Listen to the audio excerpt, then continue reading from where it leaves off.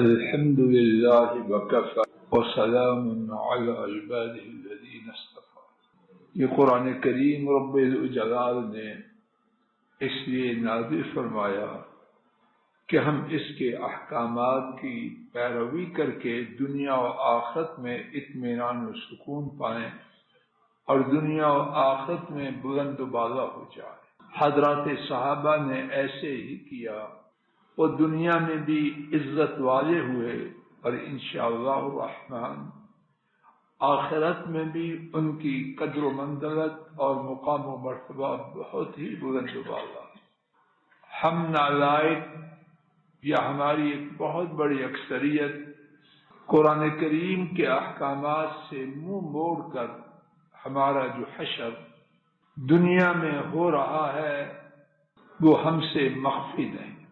اللہ مجھے آپ کو ہدایت دے دے، آخرت میں کیا ہوگا اللہ پاک سے خیر ہی کی التجا اور تمنا کرتے ہیں، لیکن ہماری کہانی حضرات صحابہ کیسے تھے، آئیے صرف ایک مختصر سا واقعہ آج کے سبق میں اللہ کی توفیق سے لے کے جاتے ہیں، شاید اللہ تعالی مجھ ناکارے اور آپ کی آنکھوں کو کھول دے، ہمارے نیم مردہ ضمیر زندہ ہو جائیں اور ہم قرآن کریم سے اپنا تعلق درست کریں۔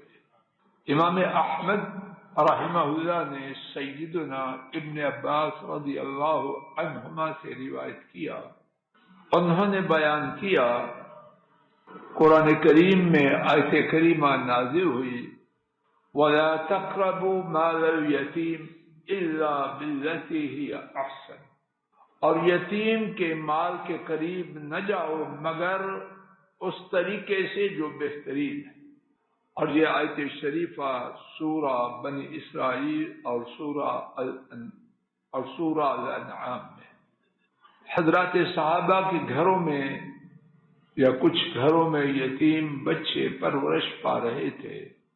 جب یہ حکم ربانی انہوں نے سنا، ان کی ہر چیز جدا کر دی۔ یتیم بچہ ہے، صحابی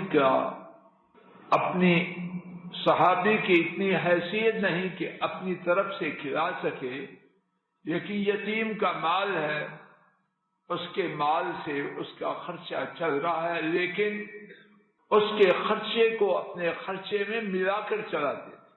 اب یہ جب حکم ربانی آیا کہ یتیم کے مال کے قریب نہ جاؤ مگر اچھے طریقے سے، انہوں نے ان کی ہنڈیا، ان کا پکوان، ان کا کھانا جدا کر دیا۔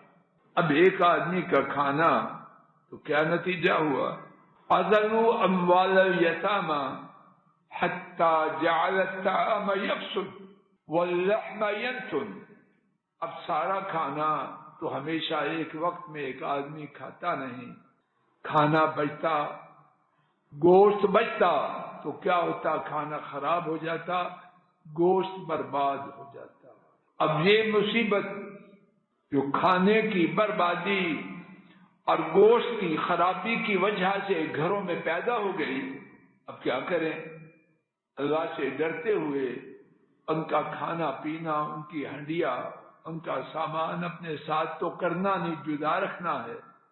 نبی کریم صلی اللہ علیہ وسلم سے اس بات کا ذکر کیا گیا تو رب کریم نے آیت شریفہ نازل کی، وَإِن تُخَالِطُوهُمْ فَإِخْوَانُكُمْ، اگر تم یتیموں کو اپنے ساتھ ملا لو تو تمہارے بھائی ہیں، یعنی ہنڈیا دو کی بجائے ایک پک جائے، آٹا بجائے ایک کے لیے جدا دوسرے کے جدا بنایا جائے، اکٹھا بنا لیا جائے تو تمہارے بھائی ہیں۔